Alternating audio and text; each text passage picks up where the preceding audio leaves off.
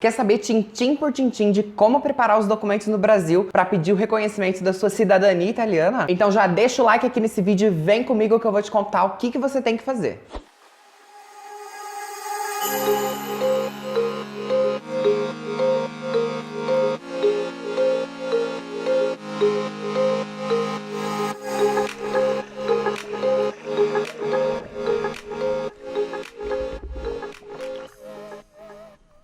Eu sempre vejo nos grupos do Facebook e sempre recebo muitas dúvidas relacionadas a essa etapa de organização de documentos no Brasil. Para ajudar com isso, eu separei as dúvidas mais frequentes e eu vou responder nesse vídeo para você. Antes de começar, eu já quero avisar que eu postei uma sequência de vídeos falando sobre a minha cidadania e eu vou deixar o link aqui no card, então assiste que vale a pena. E aqui no canal eu também vou compartilhar o meu intercâmbio com vocês, então tá aí mais um motivo para você se inscrever e acompanhar a gente aqui sem perder nada. Os documentos que você vai precisar são todas as certidões que comprovem a tua ligação com o ascendente italiano. Ou seja, todas as certidões de nascimento, casamento e óbito, desde você até esse imigrante. Só para lembrar, esse documento precisa ser emitido inteiro teor, você precisa fazer a tradução juramentada e apostilar. A circular K28 é a circular do processo. Ela diz que são necessárias as certidões de nascimento e casamento. Mas por que eu citei o óbito? Porque o oficial do meu comune, ele solicitou para mim as minhas certidões de óbito e eu sei que tem muitos comunes por aí que também pedem essa certidão. Então confirma onde você vai fazer se é necessário essa certidão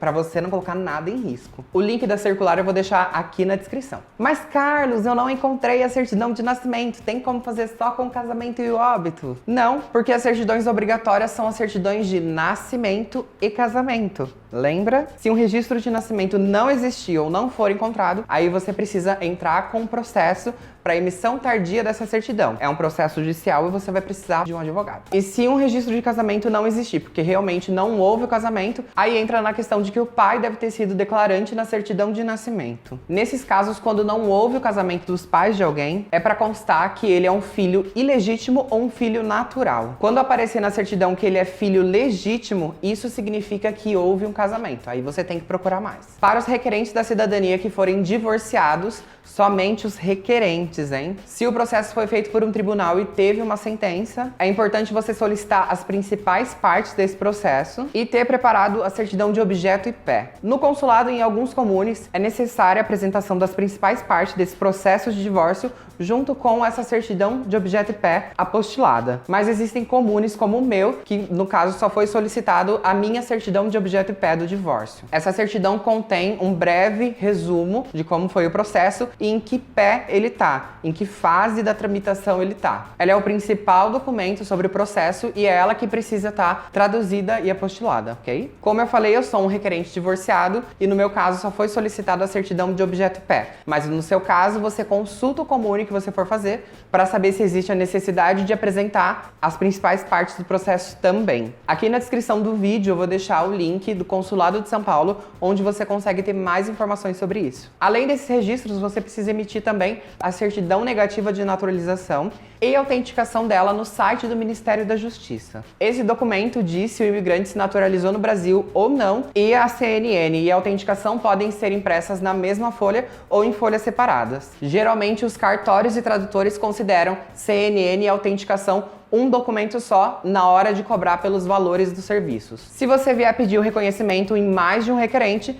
traga sempre uma CNN emitida no nome de cada requerente da cidadania. Para você emitir a sua CNN, eu vou deixar na descrição também o link do Ministério da Justiça. Essa questão da naturalização eu já falei em outro vídeo, eu vou deixar ele aqui no card. Então se você ficou com alguma dúvida, dá uma olhadinha nele também. Uma dúvida que o pessoal também sempre tem é com relação à validade dos documentos. Então eu vou explicar sobre a validade, o que é a tradução e o que é o apostilamento, fazer uma consideração final para vocês entenderem de vez isso. No Brasil não existe nenhuma lei que imponha uma data de validade nos registros civis. Já na Itália isso muda. Aqui existe o Decreto Presidencial 445/2000, que no artigo 41 diz que todas as certidões com fatos sujeitos a mudanças têm uma validade de 6 meses. Os registros civis se enquadram nesse tipo de documento, ou seja, as certidões de registros civis italianas têm validade de 6 meses, amiguinho. E os nossos registros civis brasileiros aqui na Itália também passam a ter validade. Uma certidão nasce na data que ela foi emitida emitida. Então o correto é a gente contar essa idade dela a partir dessa data de emissão. E só para enriquecer um pouquinho mais essa explicação,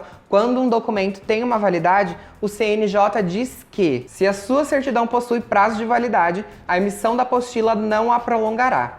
É o CNJ que tá falando, viu? É igual a minha idade, gente. Eu conto a partir da minha data de nascimento, não da data que eu casei ou que eu me divorciei. Alguns comunes são muito rígidos com essa questão da validade dos documentos, mas tem outros comunes que são mais flexíveis. Mas na dúvida, vamos arriscar não, gente. A tradução juramentada ela é um processo feito nessas certidões para que as autoridades de outros países consigam entender o que contém nesse registro. Ela é feita por um tradutor juramentado que tem esse nome porque ele coloca uma fé pública nesse documento. Ele está assegurando que tudo que está escrito em português foi traduzido para o italiano sem nenhuma alteração. O apostilamento de AIA também é um processo feito nessas certidões para que elas sejam reconhecidas em outros países. Os nossos documentos emitidos no Brasil, eles têm validade legal em todo o território nacional. Para que esse documento possa ter validade legal em outro país, é necessário que a gente faça o apostilamento dele. Esse tratado AIA é um acordo internacional entre vários países para tornar mais simples a legalização de documentos, permitindo o reconhecimento mútuo desses documentos estrangeiros no país que você pretende usar. Caso vocês tenham ainda alguma dúvida com relação a esse processo, é só comentar aqui no vídeo. Outra dúvida que pode surgir na hora do apostilamento é com relação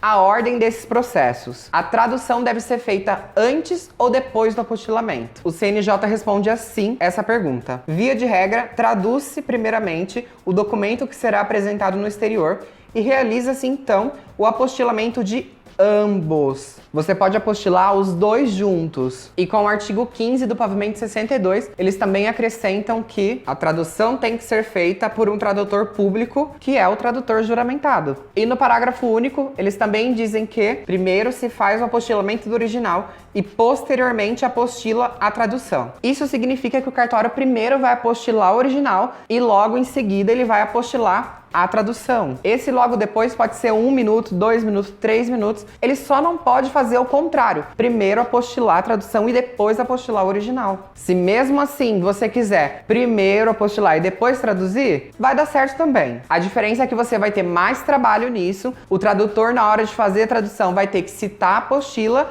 e isso pode deixar a sua tradução um pouquinho mais cara. Levando em consideração tudo isso que eu te falei, é muito importante que você programe a sua viagem antes de emitir a certidões finais em inteiro teor, fazer a tradução e o apostilamento, para que elas estejam dentro do prazo de validade de 6 meses até a data de entrada do seu processo. Nessa parte de organização dos documentos no Brasil, você também não pode esquecer que se existir erros que precisam ser corrigidos, isso também pode levar um tempo, então você precisa calcular esse tempo também. A solução que eu encontrei foi emitir as certidões de inteiro teor, analisar todos os erros, fazer as retificações e depois, quando eu já soube da data da minha viagem, aí sim eu emiti tudo de novo em inteiro teor, fiz a tradução juramentada e o apostilamento e partiu Itália. Eu viajei com esses documentos dentro desse prazo de 6 meses. Eu já falei e repito, existem comunes que consideram essas validades maiores, mas eu acho que não vale a pena você correr esse risco. Uma curiosidade que aconteceu comigo foi que o comune solicitou que a certidão original fosse dobrada junto com a tradução, que elas fossem grampeadas e que também tivessem o carimbo do apostilamento. É desse jeitinho que eu vou colocar aqui na tela para vocês. Esse procedimento era feito antigamente pela legalização consular, quando você precisava mandar os documentos do consulado e eles legalizavam. Aí eles faziam desse jeito. Mesmo agora sendo feito esse apostilamento, o comune ainda assim exigiu isso de mim. Também existe a possibilidade de você levar os documentos originais para a Itália, apostilados, e realizar a tradução juramentada em solo italiano. Dessa forma, você não precisa apostilar essas traduções e talvez você economize um dinheiro com isso, dependendo do tradutor que você encontrar. Se você está viajando para você aproveitar a pasta de alguém, alguns comunes exigem que o dono dessa pasta assine uma autorização para que você possa usar ela. Então, antes de viajar, providencie também essa autorização, te dando o poder para usar essa pasta e não esqueça da sua CNN emitida no seu nome. Para finalizar, eu vou recapitular com vocês todos os documentos que eu trouxe para cá. Esses documentos foram a certidão de nascimento do italiano, que é meu trisavô, a certidão de casamento e óbito dele, a certidão de nascimento, casamento e óbito do meu bisavô, o nascimento, casamento e óbito do meu avô, o nascimento e casamento da minha mãe, a minha certidão de nascimento, casamento e a certidão de objeto e pé do meu divórcio, a minha CNN e autenticação, emitidas no meu nome, traduzidas e aposteladas. Todos esses documentos foram traduzidos e apostelados. Eu espero que esse vídeo possa te ajudar nessa etapa do Brasil. Se você gostou do vídeo, não esquece de dar um like aqui. Se inscreve no canal também para você não perder nada que a gente postar. E a gente se vê no próximo vídeo. Um beijo. Tchau!